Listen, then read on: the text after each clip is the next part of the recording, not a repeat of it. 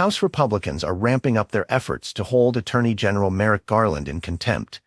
This decision comes after the Department of Justice, DOJ, refused to release audio recordings of President Joe Biden's interview concerning the mishandling of classified documents. These actions underscore the ongoing friction between Republicans and the Biden administration, with the stakes being elevated during the 2024 presidential campaign. House Speaker Mike Johnson emphasized the critical need to defend the Constitution and the authority of Congress. "We can't allow the Department of Justice and executive branch to hide information from Congress," Johnson stated. This sentiment reflects broader Republican concerns about transparency and accountability within the Biden administration. Republicans, leveraging their slim majority in the House, face a challenging task to pass the contempt resolution.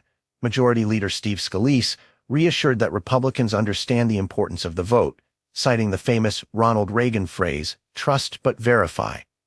Despite these assurances, there's lingering uncertainty about whether the resolution will pass.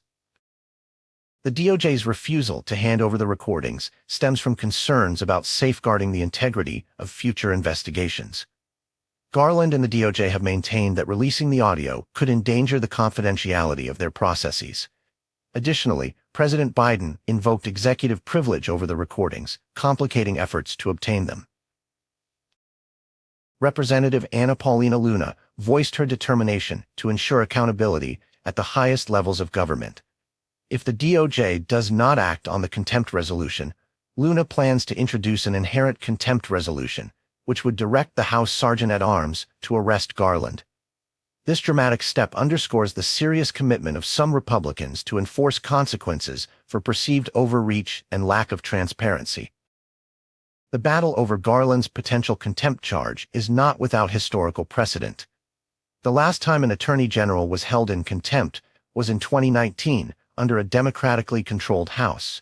Then, Attorney General Bill Barr was held in contempt for not releasing documents related to a special counsel investigation into former President Donald Trump.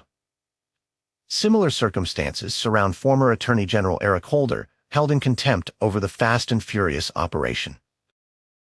Democratic lawmakers in the White House have criticized the GOP's motivations, dismissing the contempt efforts as politically driven. They argue that Republicans are seeking to undermine the DOJ's credibility.